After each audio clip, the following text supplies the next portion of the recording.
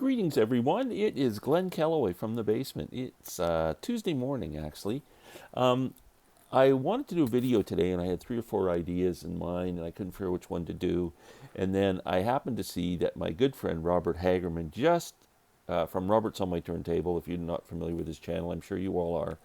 Um, he just uploaded a video showing his Yes collection, and I love Yes. And I didn't want to just show my Yes collection because Robert just did that and he did a great job. Please go over and watch it. So I thought I'd rank my Yes albums because I'm a ranker. A wank. I'm not sure if I'm a wanker or a ranker. Some people say I'm a wanker or ranker. So um, that joke's probably getting old. So without further ado, I'm going to rank my Yes albums. I think I have like 15 studio albums in my collection. I'm missing the odd one here and there, but I got most of them. Um, I would like to say that when Yes came out in the 70s, I did not like them. My friends did not like them. We had one friend, my good friend Wayne, who loved them, and we would tease him thinking he had no taste in music. But it turns out Wayne had great taste in music, and we didn't know what the hell we were talking about because once I just got into Yes and it finally clicked.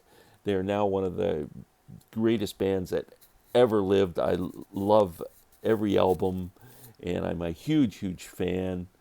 I only got to see, because of my stupidity and narrow-mindedness back in the day, I never got to see them live, but I did get to see them with pretty much the current lineup.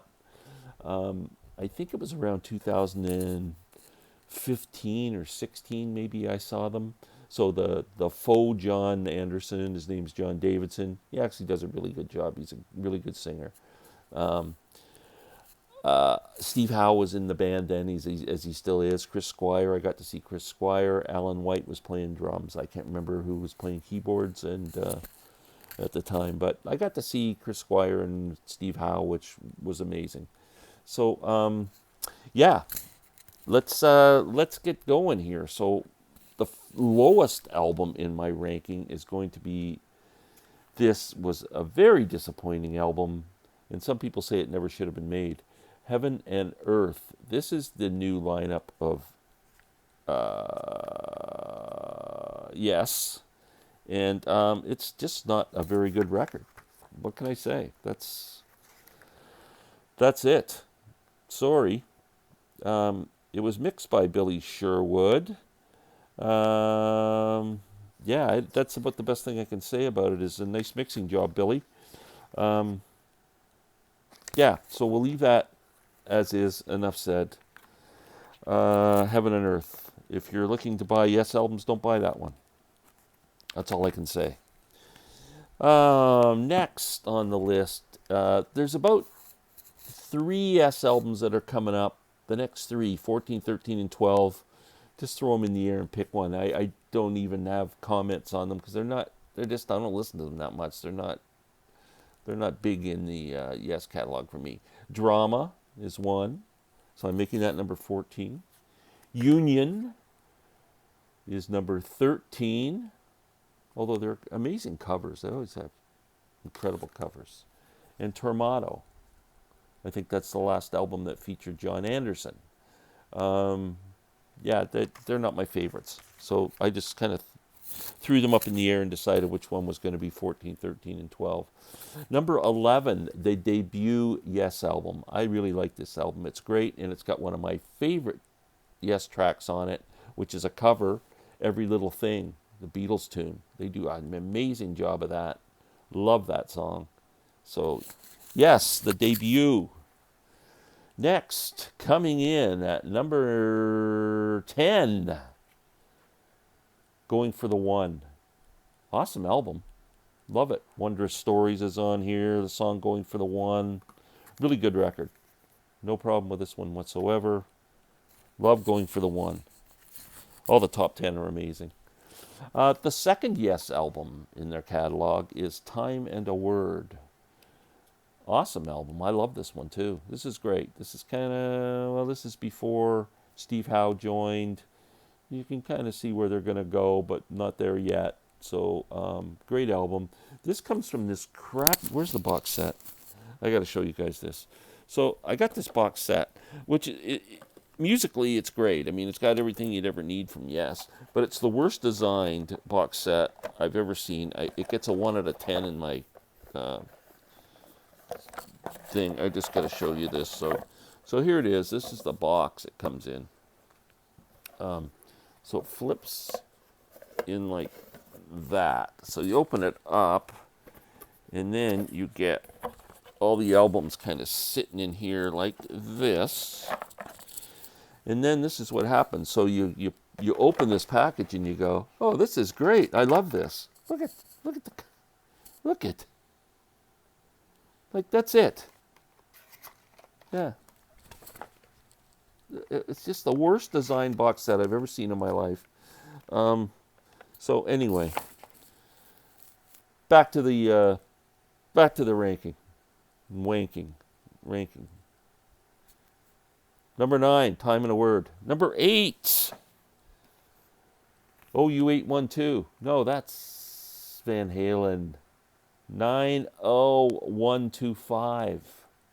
Yes, those titles always got me mixed up, and I'm not a Van Halen fan, but I still always think of that.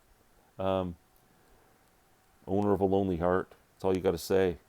This is a great album. I love it. 80s, but fantastic. Rockin', yes, man. Love it. Okay, number 7 is... Now we get into some vinyl. Big Generator, which reminds me of 90125. It's kind of the same type of album. The Rhythm of Love is a great tune off of this album. I think that was a hit for them, but it's a great song. I love it. Number 6. Larry Graves. My great friend Larry Graves turned me on to this album recently in our CD exchanges. I never paid any attention to it. Magnification. It's become one of my favorite Yes albums. It's awesome. Thank you, Larry, for opening my ears to this one. Just shows, man, you should never just assume that something's not good. And I do that a lot. Magnification, number 6. Fantastic record. Check this one out if you haven't heard it and you're a Yes fan. Number 5 on the hit parade. Relayer. Relayer took me a while to get into. It's I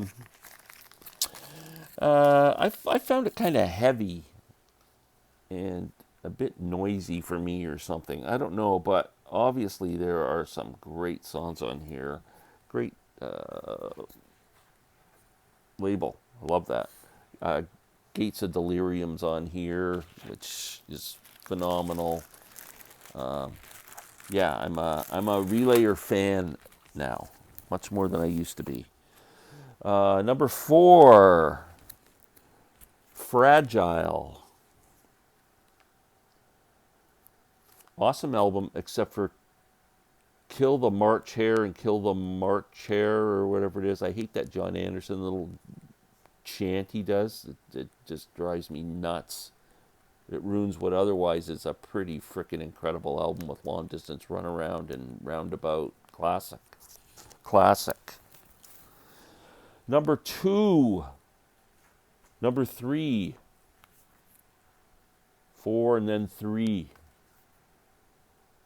The Yes album. So when I did decide to start getting into Yes and giving them a chance, this was the album that got me. Fantastic. Starship Trooper, oh, incredible. That part, the guitar part in that song when Steve Howe just starts playing the 2 or 3 chords, and then it comes in with the guitar going back and forth in each thing. I think it's called Worm. It's the third part of the song. Oh, freaking love it. Okay, number 2. The album that everyone considers very bloated and pretentious. Tales from Topographic Oceans. My second favorite Yes album. I love it. The Revealing Science of God is a masterpiece. The rest of the album is fine with me. It's just a great, great record. Tales of Topographic Oceans is my number 2. And number 1, one of the greatest albums of all time, in my opinion, Close to the Edge. Just the first song, Close to the Edge, is just 20 some minutes of just genius. Love it. Love the Get Up, I Get Down part when they Steve Howe and John Anderson the lyrics and you know what I mean. It's just freaking awesome. Love this album. So that's number 1. So just because I love you guys, we're doing a bonus video attached to this one. So bonus, extra, extra. Let's talk about Yes live albums. Okay, so I'm not going to rank them or anything, but I want to show you what I have.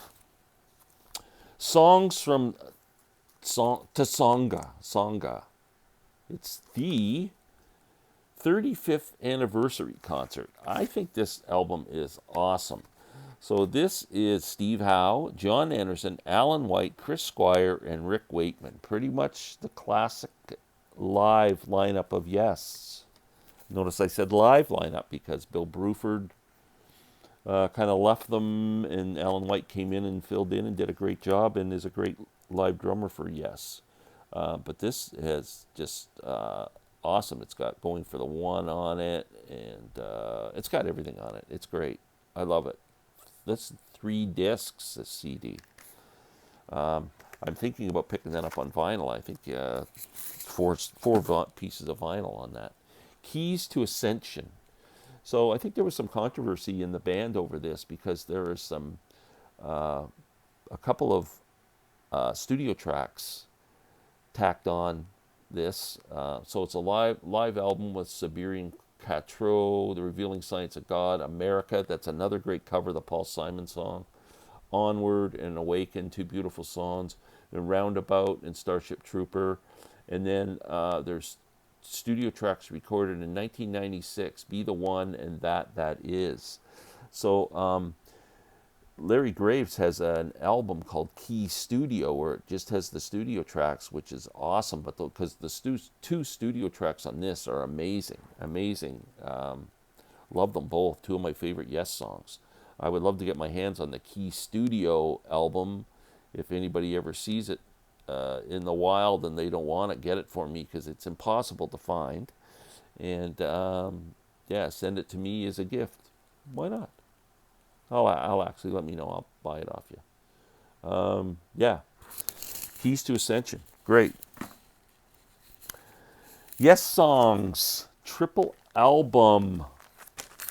Probably my favorite live Yes album. This is, I believe, from the 1972 tour.